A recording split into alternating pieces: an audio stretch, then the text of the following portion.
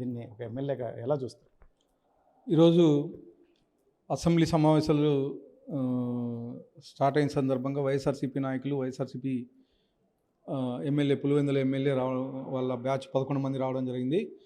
కేవలం 11 మంది వచ్చి 11 నిమిషాలే ఉండి, అలాగే గవర్నర్ని కించపరిచే విధంగా పేపర్లు చింపేసి గవర్నర్ మీద విసిరి, అంటే రాజ్యాంగాన్ని కించపరిచే విధంగా ప్రవర్తించడం జరిగింది. కేవలం అది యాదృచ్ఛికము ఏమో కానీ మరి 11 నిమిషాల్లో వెళ్ళిపోవడం అనేది కానీ వాళ్ళకంటే ఆ 11 అనేది అచ్చొచ్చినట్లుంది.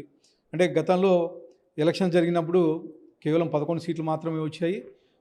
వాళ్ళ శాలరీస్ కోసం, అంటే అసెంబ్లీ స్టార్ట్ అయిన రోజు రావడము, గవర్నర్ ప్రసంగానికి అడ్డం తగలడము, కేవలం ఆ పేపర్లు చింపడం, వదిలేయడం. కానీ ఈసారి కేవలం 11 నిమిషాలే అసెంబ్లీలో ఉండి వెళ్ళిపోవడం జరిగింది. వాళ్ళకి ఆ 11 నంబర్ అనేది పులివెందుల ఎమ్మెల్యే జగన్మోహన్ రెడ్డి గారు కలిసి వచ్చినట్లు ఉంది.